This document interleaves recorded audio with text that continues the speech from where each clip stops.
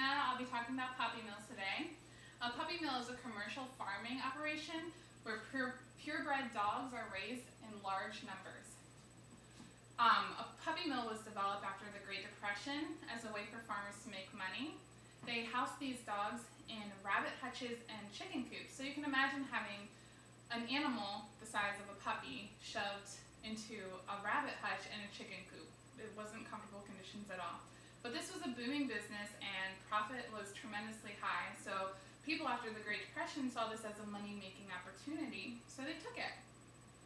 It was much like a quantity over quality process where they were producing a lot of animals, but they weren't worried about the well-being of the animals or the treatment of the animals.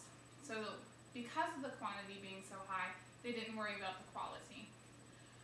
A lot of pet stores around America buy their animals from these puppy mills.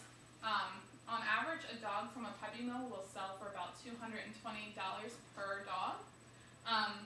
A lot of the time also they'll sell them at a discount if this animal is getting mean because they weren't socialized and because of the conditions that they were raised in, or if they are getting sick because they weren't vaccinated.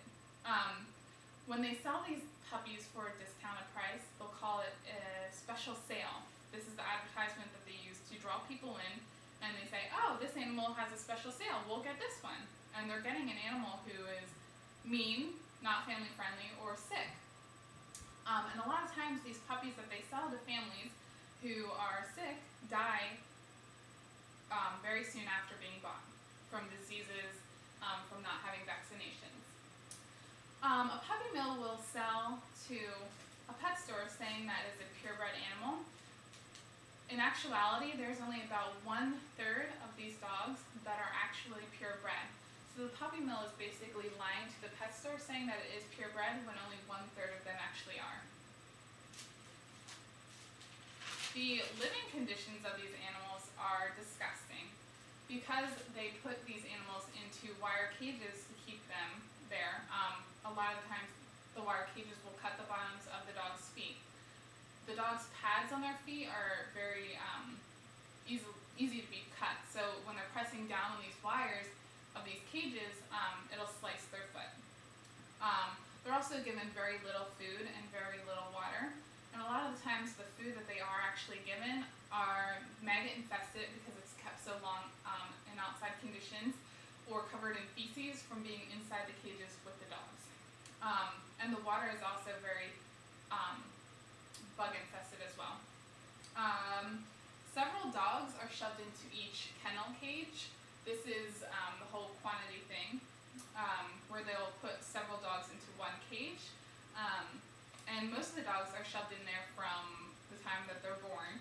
So a lot of the times these animals' feet never even touch the ground. They're just shoved right into these cages with other animals. With the females at the puppy mills, to keep them purebred and to keep the whole quantity thing up, they'll impregnate female dogs over and over again until they're no longer able to be impregnated, and that's when they dispose of this female because they're no longer needed. A lot of the times a female dog can have about 150 plus puppies, and when they reach that max where they're unable to have any more, they dispose of the female body. The health of these animals is despicable. Because of the cuts from the wire cages and because of the bites from the mean animals, a lot of times these dogs are infected with diseases. These infections spread through the animal's blood system, and a lot of times it will result in death. Because of the little food that they're given, the nutrition of the animal is hardly affected.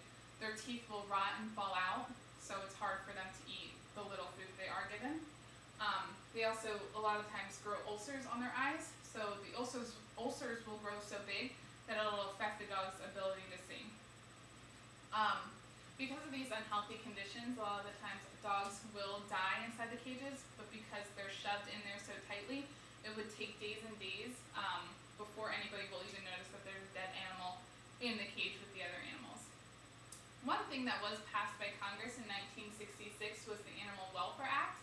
This was to keep breeders from treating the animals inhumanely. It put restrictions and rules on how to treat the animals who were being bred in these puppy mills. It put living conditions needed to be clean. It put restrictions on the feeding and giving the dog water. And they also made puppy mills a license to be able to sell to pet stores. So this kept the puppy mills in check when selling to pet stores, because they then had to check, oh, is this animal coming from a licensed puppy mill which has conditions that are humane for the animals. The unfortunate part of that is when puppy mills do sell to public owners, like say myself would be buying a puppy not from a pet store but directly from a puppy mill, the puppy mill is not required to have a license to sell to me. So a lot of the times these puppy mills get around the rules and the living conditions and the way that they can treat these animals because they're not required to be licensed to sell to me.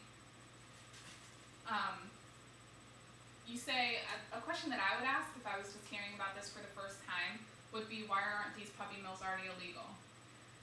Because of the inability for them, or them not needing to be licensed to sell to public owners, a lot of times they do get around a lot of the rules that are set in place. So there's roughly about 10,000 puppy mills alone in just the United States.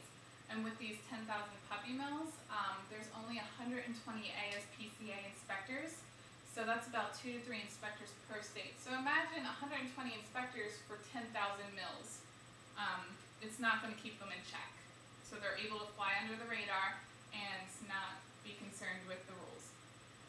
There's a lot of ways that you are able to help with getting rid of these puppy mills or lessening the inhumane treatment of these animals in these puppy mills.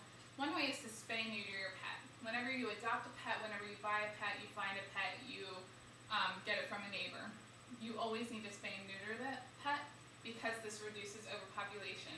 Right now in America, there are over 17 million animals that are strays right now. So spaying and neutering will greatly reduce this overpopulation. Another thing is you're able to get shots and vaccinations and keep them in check. That helps from spreading diseases. So a family, has a diseased animal and they don't want it anymore, and they get rid of it, which causes overpopulation a lot of the time in shelters, which leads to another thing that's very important is adoption. Adoption from shelters is a great thing. I would highly encourage it.